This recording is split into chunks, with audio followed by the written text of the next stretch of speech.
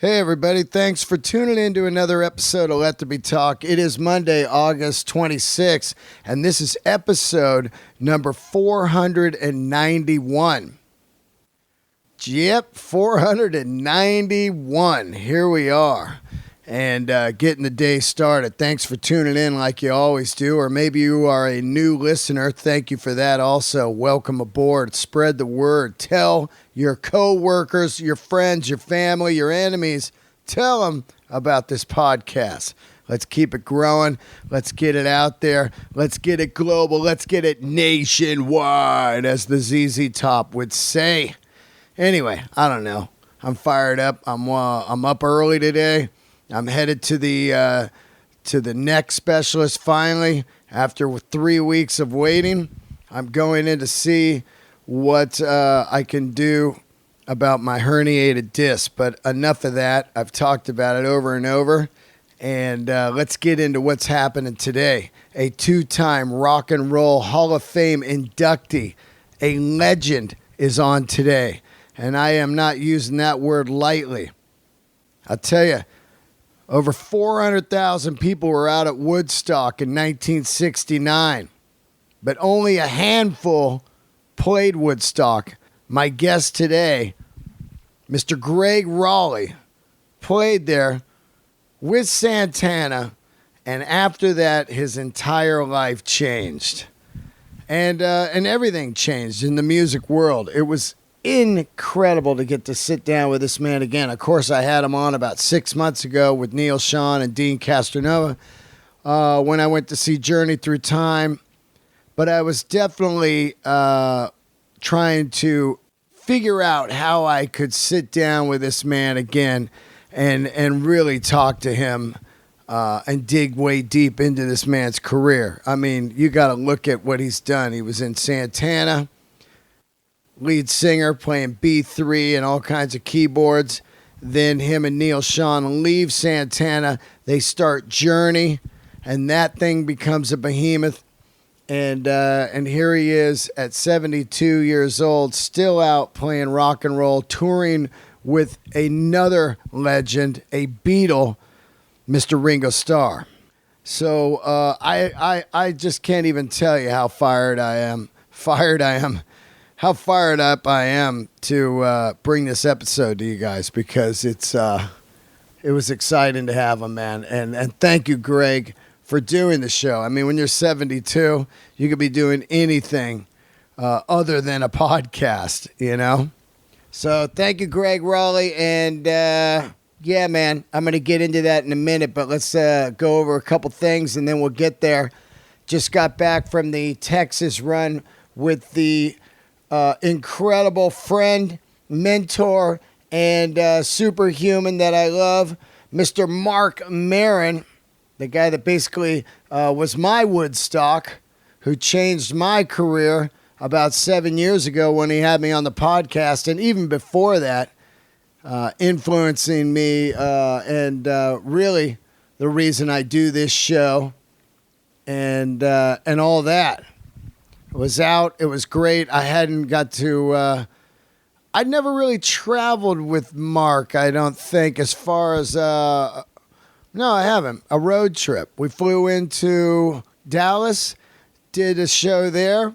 Amazing. Rented a car and drove to Austin.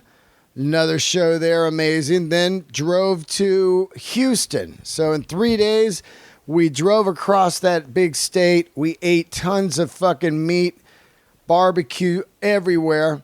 Had the tunes cranking. We went all over the board, from AC/DC to Grateful Dead to, what else were we rocking? Oh, man. Yeah, at one point, we threw on just a Stones, 2 hours of Stones, and we're just singing. It was glorious. One of my favorite movies is this film called Fandango, and it's about these three guys that buried a bottle of wine. Is that what it's called? Fandango? Yeah, I think it is. They bury a bottle of wine, and 20 years later, they decide to go on a road trip and go dig it up. And I think in this day and age, the road trip is really, you don't hear much about it. I don't hear a lot of people going, we're going on a road trip. And I think a road trip is so underrated. And I realized that this weekend as we were rolling down some crazy parts of Texas, just looking at old buildings or driving through beautiful areas outside of Austin, all kinds of different atmosphere and landscapes. You just think Texas is just one big flat thing, but I was seeing all kinds of different stuff. And I can't even tell you how much I needed that. I realized my neck wasn't really hurting that much on this trip because I think a lot of the stress will wipe you out, by the way. It's all in your fucking neck and your spine, and you get all tense and built up. But I realized, man, I really needed that trip. And it really made me, it just really made me appreciate where I'm at in my life, of being able to hang out with a great friend and just go across a huge state and laugh and listen to music and do comedy. And it just hit me. I was like, it was choking me up a little bit, actually, because I was just like, wow, I've worked my ass off to get where I'm at, and this is pretty fucking cool. So thank you, Mark. I love you, man. And I mean that. And thanks to all the great fans that were at the shows. These shows were next level. And if you're new here because of those shows, welcome. Real quick, I want to give you guys a heads up. I'm trying to figure out what to do about my neck. I've been, I want to avoid surgery. I'm trying to go all natural. I'm taking all kinds of vitamins and everything. But one thing that's really been helping, and not to sound too hippie, but CBD lotions and oils. I've been all over the CBD, and I've got a brand new sponsor, CBD Lion, CBDLION, CBDlion.com. And I'm glad to have these guys on board because this stuff is really helping me, believe it or not. I use the tinctures. The tinctures. I can't stand when there's a new word in my vocabulary. Tinctures. But just call them under the tongue oils. I use the under the tongue oils.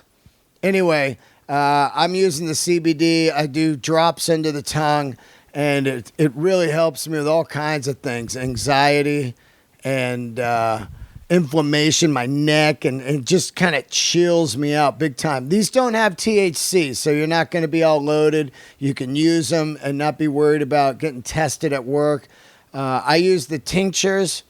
They also have all the stuff, disposable vape pens, vape cartridges, shatter. They got gummies. The gummies are incredible. You just eat a gummy and boom. You're good to go. They got pet tinctures. You know, your pet got a little arthritis, got some inflammation, maybe a little anxiety. Give them a little bit of this. And look, these are all natural, no garbage in them. Third-party tested. This isn't some dudes in a garage just making some stuff and selling it at the AM/PM gas station. This is all third-party, legit stuff. Check it out, cbdlion.com, and get a super discount by using the code DEAN. Use this code, people, just because you're going to get a great deal. And also, I believe in this stuff, and I think it's fantastic. I'm using this lotion on my neck, this 500 milligram lotion. 0 THC, no smell on the lotion. It doesn't smell like you're walking in like some weed plant. I'm using the 900 milligram. That's what I'm using. CBDlion.com. Use it. The code is DEAN. I'm telling you. I keep giving you guys deals, man. I hope you guys are using this because it's incredible deals, and it's partly for you guys. I'm using this stuff no matter what. Anyway, thank you, CBD Lion, for coming on board, and thank you, Joey Diaz, for for giving them the heads up on Let There Be Talk. Okay, we're going to get into it right now. Big shout out to the new Patreoners, Michael Solomon, Lori Tamburino, and Jorge Portillo. Awesome people. Patreon.com/Dean Del Rey is where all the bonus episodes are. Get with that right now. Upcoming tours spots right now are Vegas, September 6th with Bill Burr. Cleveland Hilarities. I'm headlining Cleveland, September 20 and 21st. Also going to be in Detroit and Omaha, Sacramento, and San Francisco with Joey Diaz. I will be headlining in Nashville, October 5th. And all the dates are at DeanDelRey.com. Don't forget about that CBD line, guys. CBDline.com. Use the code DEAN, D-E-A-N. I love all you guys. Let's get into it. Candles are lit. Here he is, the legend, Gregg Rolie. All right, here we are. A fantastic guest, a legend, a Bay Area legend, a musician legend, musical legend.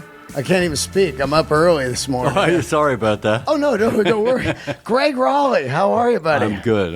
I'm alive and well. Yeah. I when I'm in New York, I work all night. It's funny because I'll do sets at like 1 a.m. and they'll be sold out, because we're in New York. Yeah. And then I was like, I got to get up. I came from Brooklyn. Oh, jeez. Yeah, which is nothing. It was only 4 stops on the queue. But then I'm just like, I got here kind of early, and I'm like, now I'm early. So then I was downstairs watching some Santana Woodstock on the YouTube. How great is YouTube, man? Oh, I know. It's just your life. It's a matter of time before they yank that too. Yeah, in my opinion, the internet is a brilliant thing, and it's been used for an awful lot of bad stuff. Yeah. The politics of it all, and political people that are talking that don't know anything about what they're talking about, and they have no face and no name. It's crazy, right? Just dungeon people that used to just yell at their wall now have an outlet. That's kind of how I see it. Yeah. But I'm not one, so I'll use it until it dies. Well, there is an interesting thing about. I was talking about it yesterday. I walked into a 7-Eleven, and I saw that cigarettes were $12.75 a pack. Are you kidding me? I don't smoke, so I don't either. But I used to years ago when they were like $2. Yeah, when I was 21. Yeah, I know, because as I was watching Woodstock, right on the top of your B3, pack of Marlboros. Yeah, as a matter of fact, my daughter goes, aha! Tell me not to smoke. She busted me. But my point is, there they were $12.75, and most people smoke a pack a day if they're smokers. Yeah. And yet they will not pay for music. They won't pay for a ticket to see you do something. Yeah. Anything with art, they just figure that should be free. And it's really mind-boggling to me that they would leave the house each day, spend $12.75 on that, and then $5 on Starbucks, but $0 on a record from like anyone that they love. When I was in California, I lived in San Diego, and this has got to be 15 years ago, something like that. And Napster had taken over all kinds of stuff, and I was listening to Howard Stern after dropping my kid off at school, and he's asking about the piracy thing, Napster, and they're still, what do you feel about that? And talking to a college student, supposed to be educated. And he goes, well, I pay for AOL, so the music should be free. And he goes, you're in college? How'd you get there? These are the people that are going to rule the earth later. Oh, that's your comment. I don't get it. They've kind of lost track of things. This latest thing with Antifa. What's that? Antifa in Portland, Oregon. It was on the news. I just saw it this morning. They're protesting this and that. Antifa is a real bad thing. This is the way the Nazis started. It's interesting to talk to you about that because we're on the 50th anniversary of Woodstock, which was Peace and Love, and I just came from playing it. And right. It was awesome.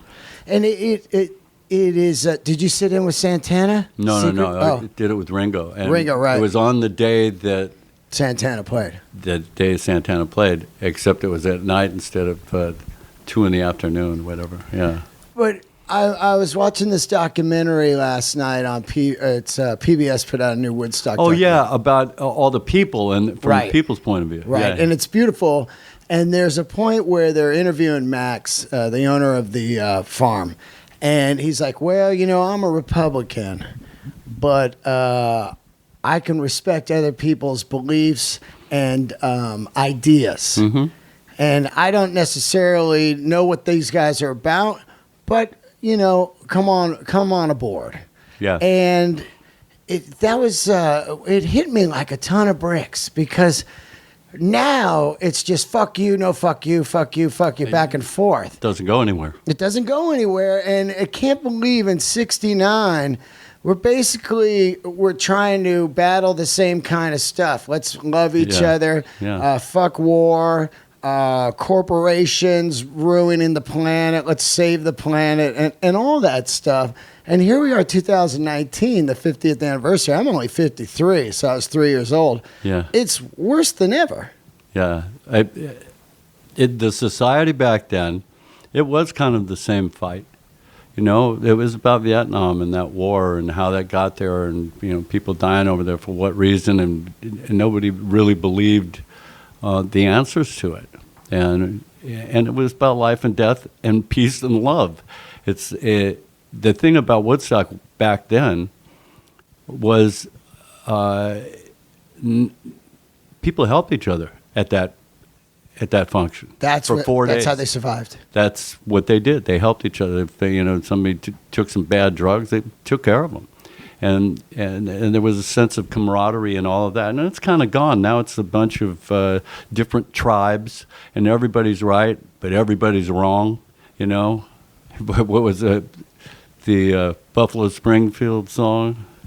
The lyric was something like that, Yeah. If everybody's wrong, how could you be right if everybody's wrong? Yeah, exactly. And it's kind of what it's all based on ideals, but they've lost the major ideal of a peaceful planet. They've really lost the point about it. They're fighting about it instead. It doesn't make any sense. I'm going to kick your ass if you don't believe what I believe. Really bizarre. On either side. Yeah, that's why I'm the extreme middle. Yeah. Like Chris Rock always says, I'm Republican on some stuff and Democratic on the other. Yeah, pretty much. Yeah. And actually, Arnold Schwarzenegger said the same thing when he was running for governor of California. He goes, fiscally, I am a Republican, but in my lifestyle and life, I'm not. Yeah. He was pretty open, and he's kind of like a cool kind of Republican, like a biker. Yeah, he wrote. He can't last. Yeah. Anyway, I don't get into politics. Yeah, don't get into that. Let's get into some. I'm pretty obsessed with Woodstock. I of course missed it, and I went to the Woodstock of my kind of era, which was the US Festival, which I absolutely loved myself, and I loved it a lot for all the memories. But I could just imagine the memories of this most iconic festival of all time. And there's so many questions I have that nobody really seems to ask, But I think because it comes from a musician side of me, also. Like, my first thought was, okay, the roads were blocked and everything. How did you guys get there? Did you helicopter in? Yeah, it was a helicopter. And they were like the ones used in the Korean War, the big bubble ones. They held like, it would hold 10 people and a big open door on the side and all that. Oh, like the ones they parachute out of and stuff. Yeah. It was big. As I recall, it was a big red one. It's about it. Now, were you guys on tour, or you were booked to do it and then just flew to New York for a one-off? No, it wasn't a one-off, but we were there for quite a while. We stayed in the town of Woodstock in a little house, and we were there for quite a while and played a couple of festivals outside of New York. So you were hubbing out of Woodstock? Yeah, but it wasn't a lot. So I had a lot of time. I went to a spillway off of this river, and we would dive off this cliff that was like 20 to 30 feet tall. And I spent a lot of time there, lost about 20 pounds before I did Woodstock. Oh, you looked fantastic. You had the badass I did haircut. a good job. I said, well, I better do something about this. Now, my big thought was, of course, you play B3, and there's tons of equipment and stuff. Did they have a backline there back then, or did they get your guys' gear in there somehow? No, that was our stuff. How did they get the gear there with the roadblocks? Yeah, well, it was there prior. Oh, I gotcha. Yeah, Oh, as far as I know. Right. I mean, the only guy that drove in there was Sly Stone. Oh, wow. He took limos to get there, and he then played. He was stunning. I stayed to see him. He played the same night we did, the same day. Yeah. And I stayed to see him. He was amazing. Yeah, I was going to ask that. If you ended up staying one day or two, did you see a lot of the festival? What was going on? I saw that. I saw Country Joe, who got up there, and as I recall, he was actually an Army guy and got into music and stuff. And he, as far as I know, anyway. At any rate, so he was anti-Vietnam as well as a lot of these people, and it was about anti-war. Where's the peace and love? The Ringo, forever. That's what he's about. It's the only way. Yeah. And so anyway, he gets up there, and if you've seen the movie or you were there, it's give me an F. Yeah. Give me a U. Give me a. They went through that whole thing. Yeah. And I saw him, and that was stunning to me. Man, you're doing that in front of 500, and they loved it. Yeah. And so when we played, Ringo came up to me and goes, only you could do this. Right? And so I did. I said, right over this hill is where I played 50 years ago, and people went nuts. And I said, how many people were there? And a lot of them were there. Wow. And so I says, so then you'll get this. Give me an F! And they did, right? Yeah. And I went, that's as far as I go. There's kids here. But they did. Was the stage last night or whenever you played there 2 nights ago, was it in the same spot as the original stage, or it's a different spot? It's over the hill is where, down this hill is where the original spot is. It's on the property. And the first time I went there with Ringo, I don't know, years ago, it was like 3-4 years ago, we went and looked at that, and they said, that's where you played, right? I said, yeah, it was way down at the bottom of that hill, and this was covered with people. The trees, of course, are way bigger now. Oh, yeah. Yeah, right. 50 Oh, years later. Yeah. And it was stunning to see from the other aspect, because we drove out. Oh, wow. Ringo and you guys drove out? No, 50 years ago, we drove out. Oh, for after the gig. Oh, you drove out after the gig. So I saw Sly Stone, and I said, well, okay, now I want to go. And if we had driven in, I might have been frightened to play, but I wasn't. It was 10,000 people we had played for before, 30,000 even, right? And at a certain point, after 10,000 people, it's just brown. Yeah. Hair and teeth. Yeah. I mean, it's just dots. Yeah, it doesn't matter. And so it wasn't frightening because we flew in. I had no idea what, I remember Barry Imhoff, who worked for Bill Graham at the time, he goes, look at all those people. And I'm like, yeah, it looks like a lot of people. I don't know. I had nothing to judge it by. Yeah. From a helicopter. Right. I fly helicopters all the time. Yeah. Looking down on people. Yeah. So then we played, and we played earlier than we were supposed to. And I wanted to stay and see Sly Stone. I didn't know if he was going to get there or not because he took limos in. Somehow he got through it. That's insane. Yeah. Because it was just straight gridlock. Yeah, it was. It was pretty bad. And then we drove out. And when we drove out, I was driving through 500,000 people. Took a long time. And I saw what they were doing and how they were living and all this. I went, wow. And the immense amount of people that is endless. Amazing. It's mind-boggling. Yeah. Never happen again. Never. No, because the social of what we talked about before. The social structure of people is more tribal. There's little tribes of these guys and these guys and these guys, and they all have their own ideology, and they're right and you're wrong, and it goes on and on and on. Well, even when you look at the Woodstock, the next one, the mess that they had, the fires and the riots and stuff. Yeah, because they were charging $30 for a bottle of water, or whatever it was.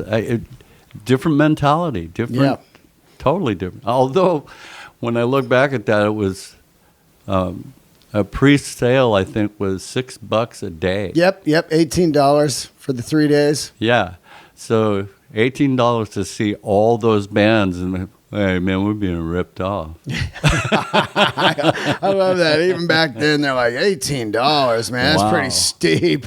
You can't even get a beer for that now at the venue. Like I said, it's all changed. Yeah, it's hard to go back, other than the mentality of peace and love. I agree with Ringo. In fact, I got a song called "What About Love." It's a single off of this release I'm going to do in October.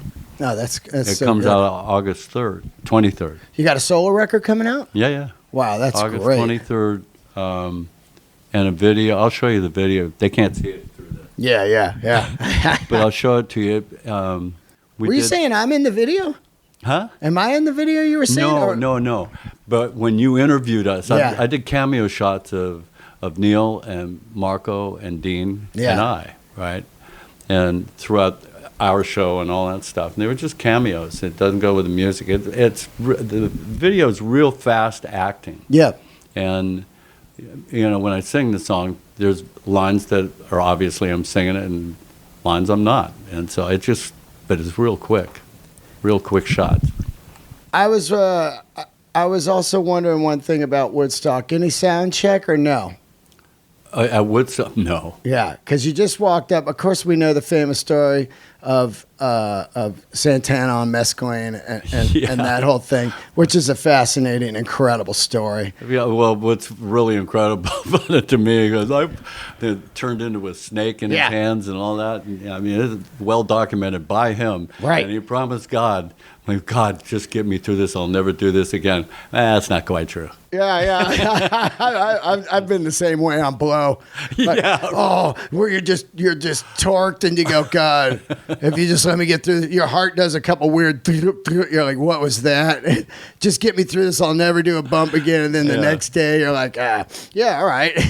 I'm better now. Yeah, I'm better. What was that movie, The End? Yeah. With Burt Reynolds. Yeah. Wanted to kill himself. He's out in the middle. Yeah, remember that? As he got closer to land. Well, maybe I'll do this instead, to help out the world. And at first, I'll never do I don't want to kill myself. Same story, man. Everybody goes through it. I read something recently that Chicago was supposed to play Woodstock, and then Bill Graham had a contract for Chicago to play 3 nights in the Bay Area, and he moved their dates during Woodstock so they couldn't play, so Santana could play. Do you know anything about this? I don't know that. I do know, and I got it from Michael Lang, when 10 years ago we were in Austin doing a thing for the Woodstock thing, and it was a panel of guys from Sha Na Na, me, Mike Shreve, I don't know, a bunch of guys that were there. And he told me the story that he called Bill Graham for some help because it was getting out of hand. Of course. And he was a young guy, And Bill told him, I'll help you, but you must have Santana. And he goes, who's Santana? Yeah. Because the record wasn't out yet. No.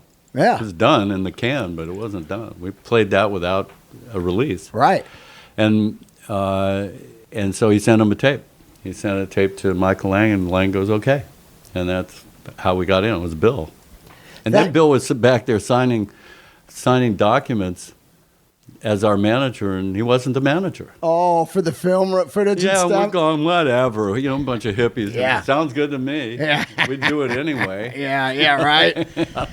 Isn't it amazing as you look at that footage and hear the live recordings that they came out so primo with the shitty conditions of rain, mud, and everything? I mean, when you listen to that stuff, it sounds spectacular. Like when you open with The Waiting, the B3 comes in, just killing. You can hear the percussion perfect.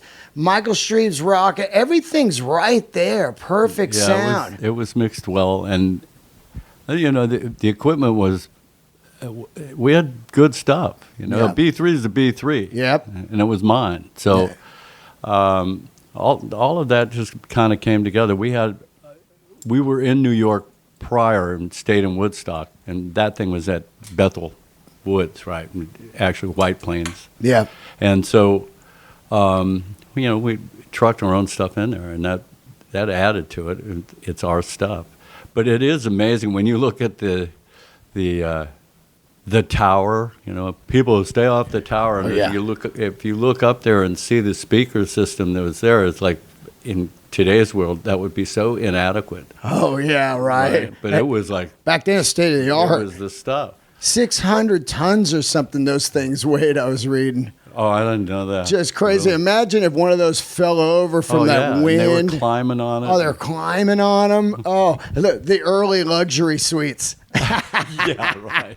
Guys are up there just like jungle gymming it, the perfect view. Yeah. God, man. I mean, I am diving deep into Woodstock because it just really blows my mind. I mean, when you think about it, you played there. Like when you were back there a couple of days ago, were you just like, man, I mean, because that's really where your life changes. Yeah, it did change. I mean, that's what I can tell you. You know, it's 20/20 hindsight. Like all people, you look back and yeah, of course, and, you know. But everybody bases it off of that movie. Yeah, and which was brilliant because they documented this from the building of the stage, even getting the land from Max, to the garbage at the end. You got a good taste of what that was. That was really well done.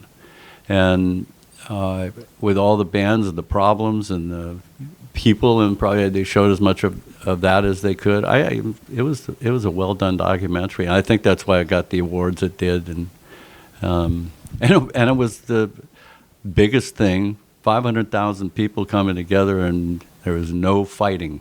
Unbelievable. No problems. Unbelievable. All guy, races, all different types of people. Yeah. There was even bikers there. I saw some great photos recently. Some guy was like 18, shot a bunch of photos. They were in his attic till like last week. Yeah. Guy's like, oh, these old things. And there's like some serious bikers there. Yeah. There's, the town had kind of rednecks. Yeah. You know, upstate New York rednecks. Anything could have went wrong. No food. No food the second day. And people brought in food. People brought in food.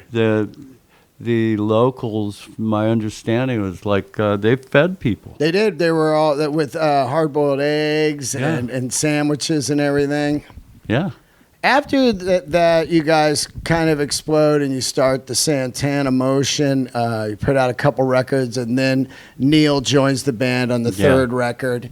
At what point, why was Neal added to the band? I was always wondered, did they just want a rhythm guitar or another lead player? What was that about? Well, I met Neal. He was at a place called the Poppycock, and he was playing with a band called Old Davis, which 9-year was the bass player for that, and he's become a good friend, and we've stayed friends. He lives in Nashville now. Anyway, he was the bass player in this band, and we jammed in this place called the Poppycock, and in Palo Alto, and that's where I met him. And then I started picking him up from high school, and I brought him to when we were recording Abraxas, and just brought him along, and he started jamming with everybody while we were recording, and he actually played a solo on "Hope You're Feeling Better."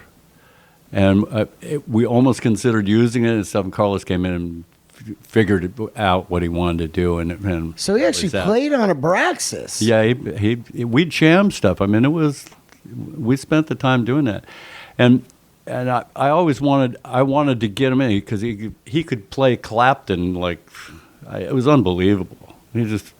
He could just do it, and it was pure, and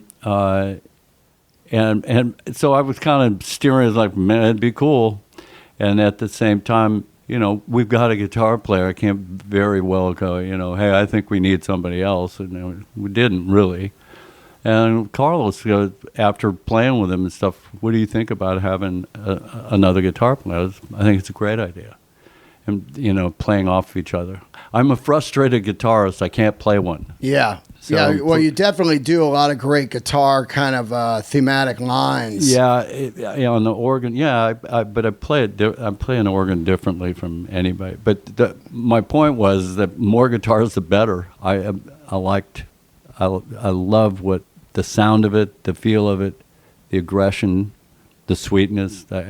Guitar is a cool instrument.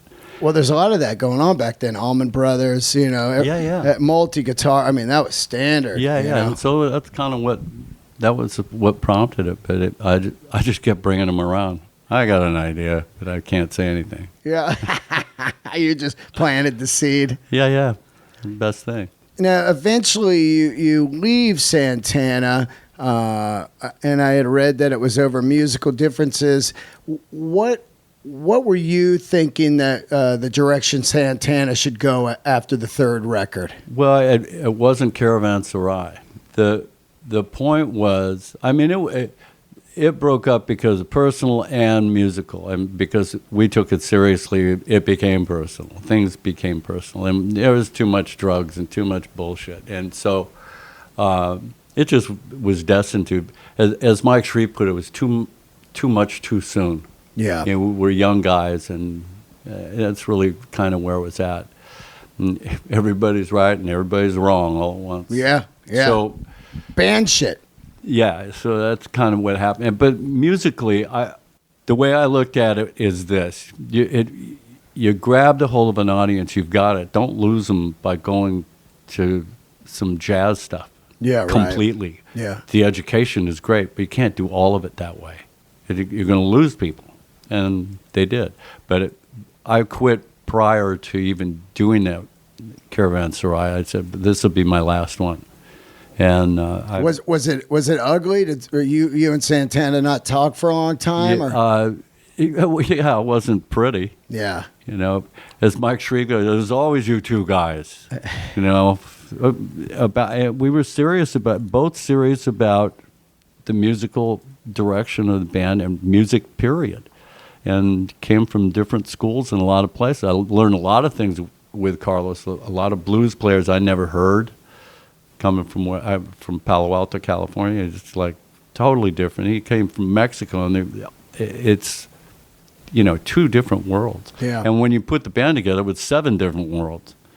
Totally. That band is just so... First multicultural band. Absolutely. And so we were lucky to get the years we did, I think. Oh, especially during that time, playing like in the South and stuff. Yeah. Having a Hispanic, a black guy in the band. You guys have long hair, fros and stuff. That's straight up like, what are you, like Easy Rider type of shit. What are you hippies doing here? What was funny for me was a lot of the Mexican guys out of the Mission District, loved the band and all this stuff. Oh man, Viva la Raza and all this stuff. To me as a dude, I'm a Norwegian. Yeah. and they went, no. Oh no. Yeah, I blew their whole vibe. Oh. Some of them. I thought it was adorable. But if you want some really good Latin rock, you got to have a Viking in it. That's just the way it is. There it is. Did you guys have a classic shit record deal back then, Santana, or did you actually get some songwriting money and stuff like that? What do you mean? Did you sign a bad deal? A bad record God, deal? Everybody signed a bad deal. Of course, yeah. One of the way Santana got signed was it was like a combination deal with It's a Beautiful Day, us, and a band called San Pacu, I believe. And they bunched it all together and made a deal like that. And the story I heard was Clive Davis went to see Santana play, and he goes, "I don't get it, but all these people do. We have to go after this." Whoa. That's unusual that Clive didn't get it, because when you see it was such rare music. Everybody was either the Jefferson Airplane or, it was psychedelic or pop. Yeah, coming out of San Francisco. Yeah. And they kind of pigeonholed, and we were not anything like any of those bands. We created music that nobody had ever done. You're a lot like Metallica many years later. They created a Bay Area music that nobody ever done. Like when you look at it like Santana, you're like, what is this? Yeah, they passed on us first. Like, what are you doing? Conga drums and organ and electric guitar. And I don't get it. It's funny how many Bay Area bands played Woodstock. It was really like dominated. Well, it was during the time, the hippie stuff. That was that's where the new music was coming from. Much like Seattle, exactly, changed grunge, the world too. But all that they call it grunge. It was just cool. It was real. Yeah, they got out of the Michael Bolton stage and went on to some raw music. Yeah. I love your B3 playing. I'm a B3 freak. I've had some of the great guys on, Ben Montench. But your vocals too. I always talk about soul rock. Yeah. I love a soul rock flavor, meaning your vocals, a Michael McDonald, a Greg Allman, where it's this rock band, but this incredible rich voice. Who were your singing influences back then? Oh, probably everybody. Yeah. I was Otis. Pretty much a pick and choose guy, and early on, Beatles. I was influenced by John Lennon a lot early on, and I couldn't sing what McCartney did because he was too damn high. Yeah. Wait, I can't sing up there. Forget it. Yeah. The Little Richard thing, I loved it though. But all those black singers back to Little Richard and Muddy Waters was cool, and Bo Diddley, and there was a richness to it for me that was different. The Beatles really changed my life.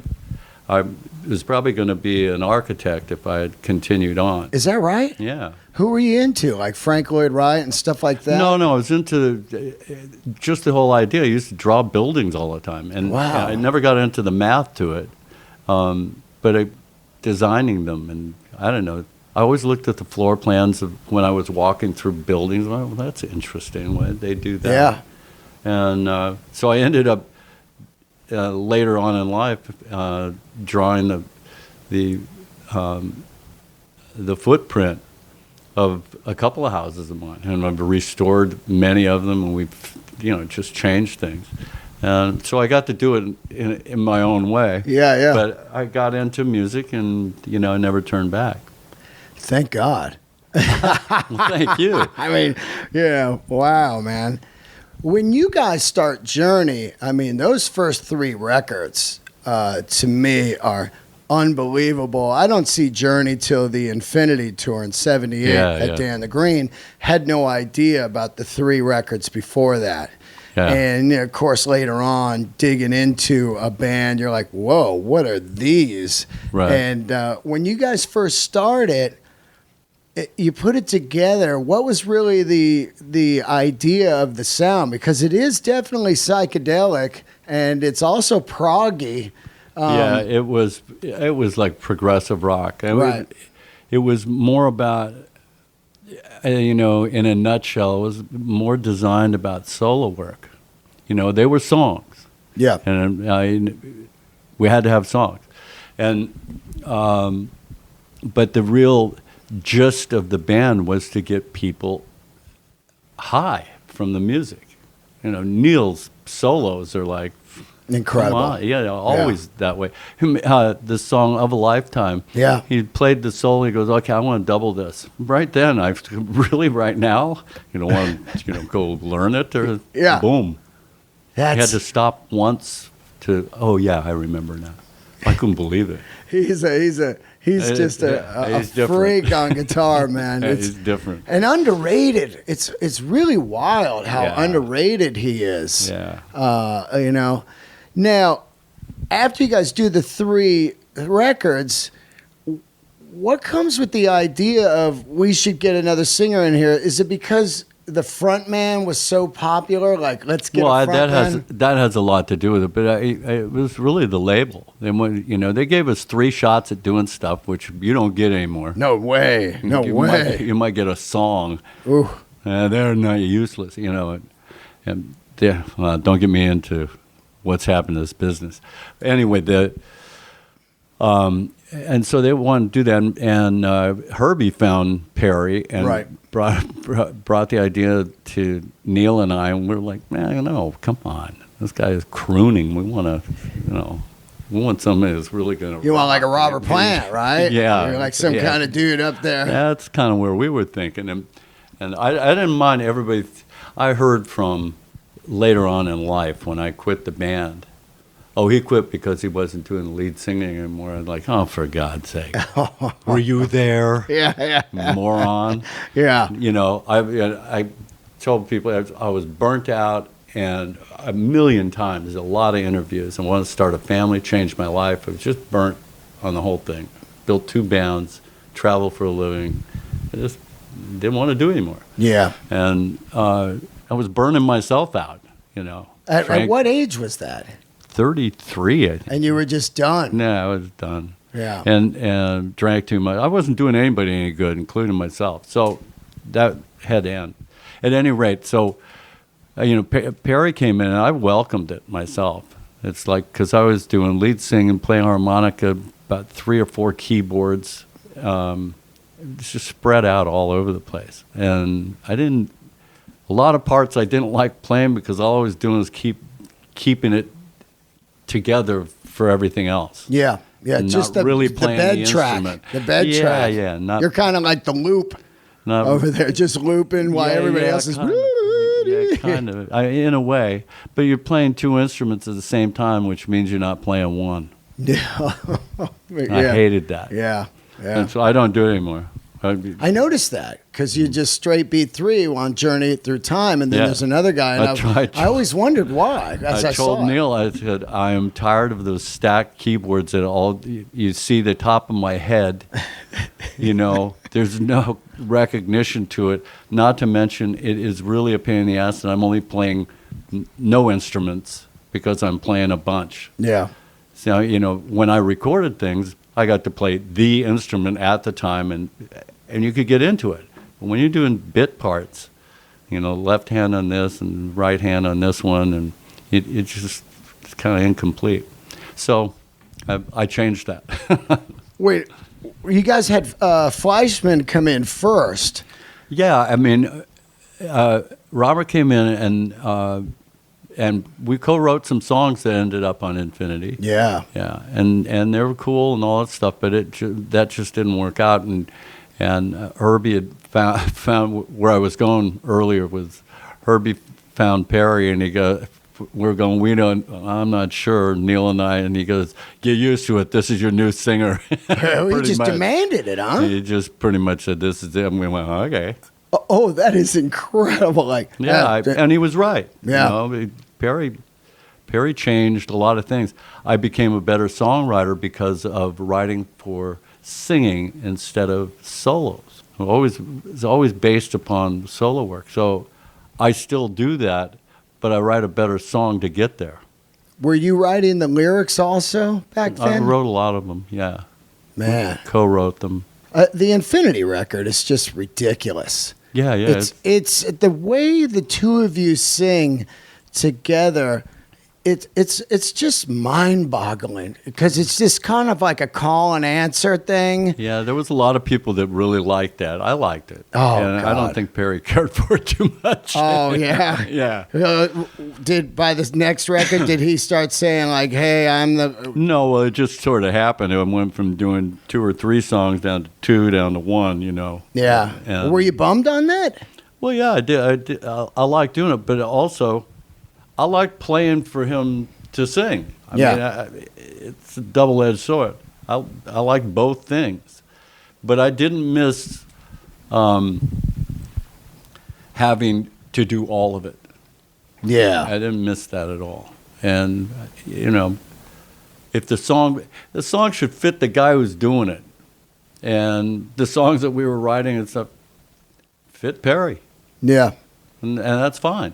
And he was out front, and that was the game at that point. So it was welcomed by me. And then towards the end, I just got burnt out on the whole thing. It was like traveling, and I'll put it this way: gypsy life is really cool. Yeah. When you love it, and when it's over, it's not fun at all. Yeah, I always say if I stay home too long, it seems like roots just come out of the bottom of your shoes and dig through the floor. You're like, Yeah. I can't leave. There's something about it, especially when you get older. You're just kind of like, hey, man, I just kind of dig sitting here. Yeah. I mean, I love sleep now, and back then I didn't sleep at all. Isn't that weird? Not really. I know. Not really. Yeah. And actually, I ended up doing a couple solo records and put the band The Storm together, and we had a hit single, and a little too late. It was on Interscope, and Josh Ramos on guitar. Yeah, I remember you guys were at New George's like every week. Yeah, It was just like The Storm. You Yeah. guys were always playing, and there was a big buzz on The Storm. Yeah, no, it just came too late. Yeah. And so when Interscope changed to be doing 9 Inch Nails and the like, right? Well, we were gone. Who was your guy, Tom Wally? No, it was Jimmy Iovine? Jimmy Iovine had a lot to do with it. He's the one, he really liked the song, I've Got a Lot to Learn About Love. Yeah. It was Bo Hill. Bo Hill. Bo Hill, the producer, huh? Yeah. He was in Interscope, and he was an executive there, and he was our producer on that first album. Who was the singer in The Storm? Kevin Schalfach. I don't know him. I'm sure I do, but was he a Marin guy? Actually, he's from Illinois, but he at the time he lived in Petaluma. Oh, Petaluma. Yeah. Now, if you leave Journey because you're burnt, but you start The Storm, if it would have skyrocketed, wouldn't you have just been right back in the same thing? Yeah, pretty much. Yeah. What happened? Did you get home? Were you bored? You just got to remember one thing, musicians, songwriters, singers, all that stuff, they're like mountain climbers. A mountain climber climbs a mountain because it's there. If you get into doing this and it gets in your blood, you pretty much can't stop. I know. I did for a couple of years. I really didn't play hardly at all in the house. Maybe I really was burnt. I didn't explore it much. Were you drinking a lot or depressed, or you just were like, I'm out of this? No, I was just out of it. Wow. And wanted to start a family, and 5 years later, my son was born. And then after that, it's like they got older. And shouldn't you be working or something? About time you left. We got plans. Yeah. You must have had a good lump of money to be able to do that. Were you getting good songwriting money from the Journey days? Well, still get good royalties. It's got to be. I mean, Journey is it's like an annuity. Yeah. Journey and Santana. Yeah. When Santana was on, Journey might be off. When Journey is on, Santana might be off. It's continuous. A lot of those Santana songs were covers, like Evil Ways and stuff. Oh, well, they all were, Black Magic Woman. Right. And Oye Como Va. They were covers. The thing about cover songs for me, before I get on to Ringo, when they called, you sure you got the right guy? I even told Ringo, you sure about this? Yeah.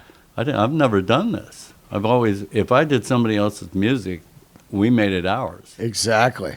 And so, I'll do my best. Get it to me in a hurry, because I'm not Lukather that can just learn Whip it something up. in 4 seconds. Yeah, he's amazing. No, And it doesn't matter which genre is it. That guy's a machine. It's just crazy. Stupid. Right? I'm so glad I got to talk to you after I saw Journey Through Time, because I had just met you, then I watched Journey Through Time. Yeah. And I got to tell you, I got goosebumps right now. I was at the sound check, and when you guys started playing, I pretty much lost my mind. I think it was one of the greatest live shows I've seen in like the last 10 years. It really hit me, and I really thought about mostly of Neal. I don't know, I met Neal that day. I don't know him or anything, but I also saw a giant smile on his face, and I thought, this is where he should be. I know Journey's the machine, but I sat there and wondered, why could they ever do Journey and have you back in with Jonathan Cain? Too much politics. Too much politics, yeah. I mean, add that element in, and now you've almost got the whole thing. Neal wanted to do that. Right. And I told him, yeah, I'd be glad to. It would be cool for fans to see the real growth curve of where Journey started. In fact, when we played one of the first shows, it was out in by Sacramento, and it was a casino out there? Casino out oh, there. yeah, Casal or whatever? Yeah, and we played there, and these two young girls came up to me and said, "What did you do in Journey?" I said, "It was before you were born, huh?" Yeah. Basically, or you were just a kid. Yeah. Right? All they knew Journey from Don't was Stop Believing. 78 on. Yeah. If that. Right. Oh, yeah. No, it's not 78. Definitely 80s, because a lot of people don't even know the Infinity record other than Lights, But the early ones were big, when young people that didn't know that that's what the band started with. Yeah. I didn't know they did this. Some people don't even know that that's not Steve Perry, which is unbelievable to me. You know what I mean? I'm like, come on, you can't hear the timbre in this? I want to smash myself. I'm like, wow. I'll tell you what, Dean Castorno and you together, I can't tell you how much I love this band. And when you guys were singing, I went by myself, and I immediately went home, and I kind of laid around in bed for that night going like, that was incredible. Yeah. And how cool you guys were to do the interview and everything. It just blew my mind. And it's really a bummer when you have all the original guys still alive and it's not out there. Well, it just happens, man. Yeah, I hear you. I understand. Stuff happens all the time. Yep. I don't take it personally. It's too bad. Yeah. And at any rate, so that's kind of what prompted this whole thing. Neal wanted to do this, and show kind of the history of the band and all that stuff. And then it just kind of fell apart. But in the meantime, you love Dean singing, and so do I. So he and I and Marco are getting together and do stuff. And I've got my son who plays slide and is an engineer. He produced the record that I'm going to release. Oh, yeah, well, that's amazing. He co-produced it with a couple of guys. So when is the record out? Because October 11 is the real release date, but August 23rd is a single and a video. What label? It's my son. Oh, wow. Rolie Music Group, but it's distributed by, which is the whole thing, by The Orchard. Oh, that's so cool, man. Yeah, and Dean's on it. You. Yeah. So my God, there's 15 players. Neal's on it. Steve Lukather's on it. Alfonso Johnson. Kurt Griffey from my band. Ron Wixow from my band. Mike Shreve. What a drummer. I don't know. There's just a load of great players on there. And Ollie Thompson, who plays with... it's almost there. Brian Ferry. Your brain's pretty good, though, man. How old are you? Brian Ferry. Oh, I'm 72. God, your brain, but I'm 53. My brain's just... Oh, no, it goes south. I know, right? And I'm 5'3" every morning for an hour and a half. Oh, So yeah? everything straightens up. And I get up to 6 foot. That's just part of the deal. You got any, I got a herniated disc right now. Oh, in my yeah, we're neck. going to get into the organ recital, right? Oh, I got this problem. Yeah, and that like Jaws. See that right there? Tiger fish or whatever. Oh, yeah. Showing our scars. Anyway, so yeah, and so we're going to do that. And Yayo Sanchez on guitar. Yayo Sanchez, I'm sure you are hip to this stuff, is on Facebook, and he got up with Dave Grohl and he painted his face like Kiss. Oh, no, I haven't seen that. You haven't? Yeah. He painted his face like, and they call him Kiss Guy. Uh-huh. Grohl named him Kiss Guy. And he held up a sign and wanted to play it. It was Austin, Texas. Yeah. And he held up a sign and wanted to play the song. Can't remember the name. And Grohl goes, all right, come on up here. So he gets up there and he nails this. He nailed a Foo Fighter song. Oh, he played a Foo Fighter song in Kiss outfit? Yeah, that was just the calling card. Oh, wow. It's really That's just- slick. Very wow. smart. He's 26. And he played on your record? No, not this one. Oh. But we're working on stuff now to do another one. And he's the guitar player. My son plays slide and rhythm and solo work, and a writer and a producer, engineer, and they're all young. Those two guys are in this video because Sean played slide on the song "What About Love" that's coming out. That's so cool. Yeah. Your son in the band. Yeah. How great is that? That's awesome. I know. Yeah. Wait, so Journey Through Time's done? Yeah, it's for now. Right. I mean, Neal's touring with Journey this next year, and Yeah. so I want to thank him for introducing me to Marco and Dean because we're going to go do something. It's great. That's so They're good. both great players. And they both sing. You know, we'll see what happens. Yeah. I'm into the exploration of it. Like I told you, it's like mountain climbers. Yeah. Those guys are right there. Welcome to my gamble. What's it like playing with the Beatles after the Beatles changed in your life? I mean, can you believe it? You're playing with Ringo Starr. That's a fucking Beatle, man. Yeah. You know? It took me 2 years to sit around and pinch myself. I turn around and there he is playing. He's playing drums while I'm playing. What's his feel like? Because you played, great. You played with Michael Shreves, incredible. Yeah. I mean, incredible. You played with Steve Smith. You played with Ansley Dunsbar. You played with Dean Castronova. Now Ringo Starr. Like, because a lot of people knock Ringo, and then I remember one day somebody said, "No, man, you don't understand. Ringo is great. You know, is. some big musician." He's. It's about the groove. Yeah. And as he calls it, swing. Yeah. Oh, yeah. He swings when he plays. There is a feel to it that a lot of drummers don't do. They play the notes or the beats, right? But he has a groove master. I mean, he just still does it.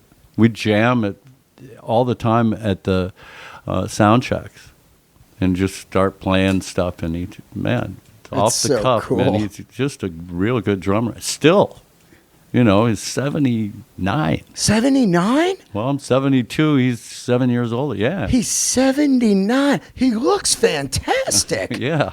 I mean, this guy, I love this guy. He was, Jacob Dylan had the Echo in the Canyon film come out, and Ringo was in it, and they played secretly at the ArcLight Cinerama Dome, and there he was, down there playing with the guys. Yeah. I mean, that's just, him and Paul are just out, just enjoying life to the fullest.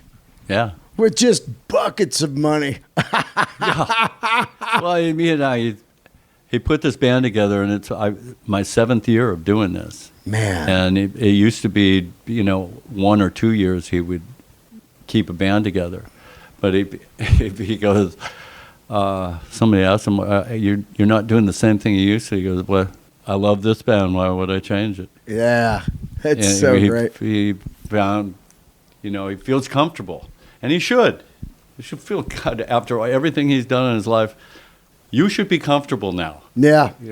Oh, And God. And so he does. It's like, it's a great trip. The band now is so eclectic. It's cool. Hamish Stewart, Average White Band. Oh, wow. We're playing that stuff. I'm playing Colin Hay, Men at Work. Oh, wow. Right. And then Luke with Toto and me with Santana. Yeah. On top of, Greg Bissonette's a great drummer, because then Ringo can go out in front. And so from Beatle to Ringo Starr music to Any Santana? Yeah. What songs you guys do? Oye Como Va. Oh, man. He loves that. Oh. I brought it up to him. We were going to South America. I said, we were doing Everybody's Everything because he loved playing on it. I said, we're going to South America. This might work. Yeah. Yeah. Done. And we haven't stopped playing that. Oh, and my he God. loves playing it. That's so great. Who would think that Gregg Rolie got me into playing Latin stuff? Oh, that's so cool. Yeah, he loves playing that way. And then Black Magic Woman and Evil Ways. Oh, man. I mean, here you are 50 years later or whatever, playing these songs. Yeah. And these songs, all those songs from Woodstock, Creedence, The Dead, Janis, Santana, Crosby, Stills, Nash and Young. There was a band that I'd never heard of that played after you, Keith Hartley Band or Headley Band? Keith, Keef. Never heard of this guy. And I was listening to there's a radio station all weekend that's been playing Woodstock in order with the announcements and everything. Chipmunk, Todd Steele, your insulin is at the right side of the stage. That guy just all day long just delivering gloom. There is no water in the back. Food is gone. Every time he hit the mic, it was like, Jimmy, your mom is looking for you. But, what they call him, the Grim Reaper or something? I know, right? Chipmunk, the Grim Reaper. Oh, my God. Anyway, there was a band that came on after you guys. You know what? I got to turn you on to this. I'd never heard of them. I was backstage when, after we played. Yeah. You got to hear it. Now, you guys, Ringo's on tour. How many more dates? Well, we're halfway through. A couple more weeks. Wow. And then are you gonna tour this solo record? No, not at this point. Right. What I'm doing is trying to put this together with Dean and Marco and those two guys and get another keyboard player. We might go to South America. Yeah. Good money there, right? And good crowds. It's like the last frontier. Yeah. I mean, people really care. They come out. You can go play. It's kind of like Europe. In Canada too. You can play new music if it's good. They like it and they let you know. And here in America, it's like they have to be prompted in a way. It's like it's got to be the hit songs, and it's a different vibe. They're still responsive and cool and all that, but they're just more open to things. And you ever talk to Steve Perry at all? No, never. No, not in years. Not in years. That's bizarre, right? No. I mean, it is, and it's not. It really isn't. Yeah. He's different. Yeah. And so am I. I'll put it that way. It's kind of I have no desire to. Yeah. And I'm sure he wouldn't want to talk to me anyway. So it's okay. Yeah. It's like neutral. It's like an ex-wife, right? Yeah. Huh? It's like an ex-wife. Yeah, kind of. Just, I did the Santana thing. That was cool. Really liked playing Santana 4 stuff. And that kind of ended too. We did 3 big shows, and then that was it. Should have done a small tour for people. Absolutely. People that loved it. And that didn't happen. So that I really thought that was going to happen. No, it should have happened. Yeah. And it could have happened. Yeah. It just the plug got pulled. Well, I can't thank you enough for letting me talk to you. I could talk to you for hours, and I just love your playing. It makes me crazy. I'm going to be.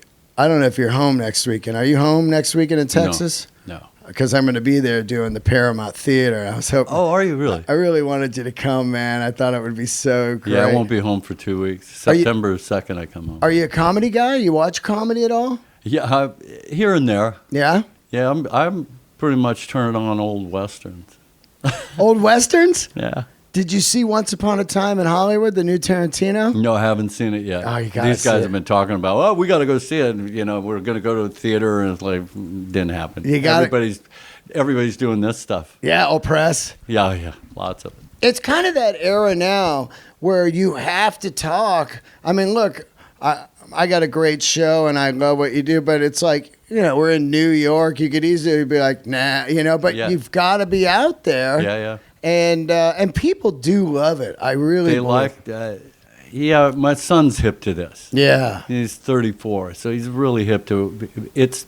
It's the story that's more important than the music. If the music's great on top of it, you're really screaming. Oh, yeah. And that's true. But it's always been that about, on the music side of it, it's got to get your attention. You can't just put out schlock stuff like what's been happening. Right. And so I don't do that.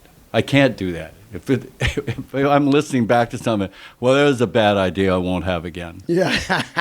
And you move on till it does something. And you don't just put it out because it's you.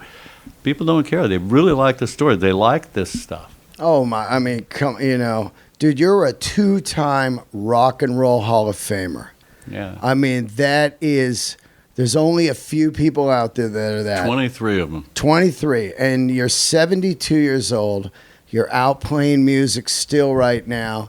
And I just feel that, like, whenever I can blast Gregg Rolie to people somehow and let them know, hey, this is what the fucking sound was, I do it.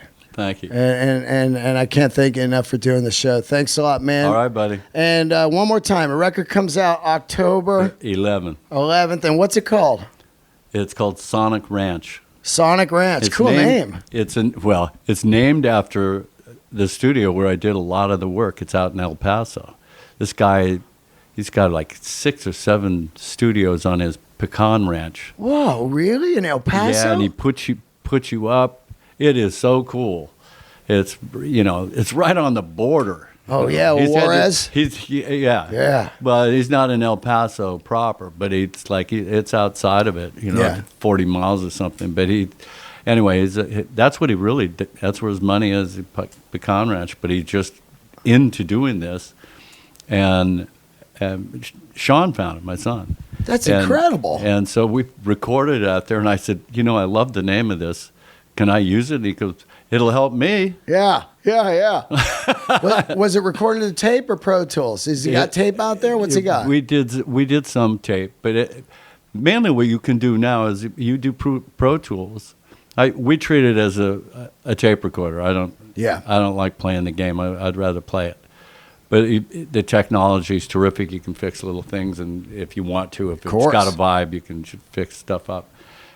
But there is a program that you can put your recording through that makes it sound analog. No shit? Yeah. Like, does it run through some, like, tube preamps or something? Or no. It's just a program. It's a program. That's nuts. That somebody figured out how to warm it up. Whoa. And that's what we did with this. Wow. And it really, for me, I could hear it. Digital stuff's pretty crispy. Yeah. It's accurate and it's cool and all that stuff. But when you hear in this kind of music, it becomes warmer. Oh, that's best I can put it. How long were you out there? Different periods of times. A week or two. And you had to be pretty focused there because there's nothing to do in El Paso, so you're just out there working only. No, it's cool, and they feed you, and they buy these Mexican women that cook this food. It's just fantastic. I learned how to make their hot sauce. I said, you got to show me how to make this. Yeah. And they and they did. They give you breakfast in the morning and dinner at night. And shit. There's always a little lunch, and it's just way cool. And I enjoy playing there. The studios are cool, and that's so cool. And the guy is way cool for doing it. He's a philanthropist. Man, that is cool. Pecan Ranch Recording Studios. Yeah, it's awesome. You have 2,500 acres of pecan ranch, and and I don't know, 6, 7 studios and mastering, and I mean, you could do just about anything you want out there. Were there other bands there while you were there? Oh, there's been a lot of bands, yeah. But I mean, and that's the other thing, yeah. Off and on, there was a band. Oh God, I wish I remember the name. 2 of their members had the same birthday as me. Oh shit! And we were out there during that time. That's period. so wild. They were out there having their party, and they were from Spain. Yeah. And that's cool, right? And so, Sean and I were like, I don't want to go bugging them. They invited us over, and we had a blast. And it was, triple really birthday. It was, triple birthday. Wild. How wild. What are the odds on a pecan ranch in El Paso? 3 dudes born on the same day. Amazing. Amazing. And also musicians, even crazier. It was nuts. When is your birthday? June 17th. June. Oh, wow. So you just turned 72. Yeah. Well, happy birthday, man. Thanks. Do you miss the Bay Area at all? No, I actually don't. I should have been born in Texas. Oh, yeah? Yeah. In fact, a friend of mine is 6th generation Texan. He goes, if you hadn't told me you were from somewhere else, I would have never known. You were just born in the wrong state. Oh, yeah. Palo Alto. That's how he put it. Right. Well, I was Seattle, Washington. Oh, Seattle, got you, but you grew up in Palo raised Alto. there. He goes, you misplaced at birth. Oh, man. That's how he put it. Well, thank you for doing the show. All right. And my pleasure. I hope for one day you'll be able to see me do some comedy. And I would love to. Yeah, get some laughs. I'll hit you each time I come through your way. And are you doing... Are the Greek coming up here in L.A.? Oh, yeah. Oh, I want to go to that. When is it? September 1. September 1, yeah. I want to see that. Everybody wants to go. Of course. Yeah, it's L.A. like he's closed that place so many. We've done it, I don't know, 3, 4 times. He closes the season? It's always good. What a great venue, huh? Yeah, it is. Yeah. It's really open. People, you could see people that are right there, which he loves. I live right down the street from when it. he can see the crowd. Oh, yeah. Yeah. And maybe Paul will sit in. I don't know. You never know, yeah. Yeah, I don't know. All right, guys, thanks for tuning in to another episode of Let There Be Talk. Don't forget to get Gregg Rolie's brand new solo record, Sonic Ranch, out October 10th, is it? 11th. And thanks for tuning in. Don't forget about the bonus episodes on patreon.com/Dean Del Rey. Keep the candles lit.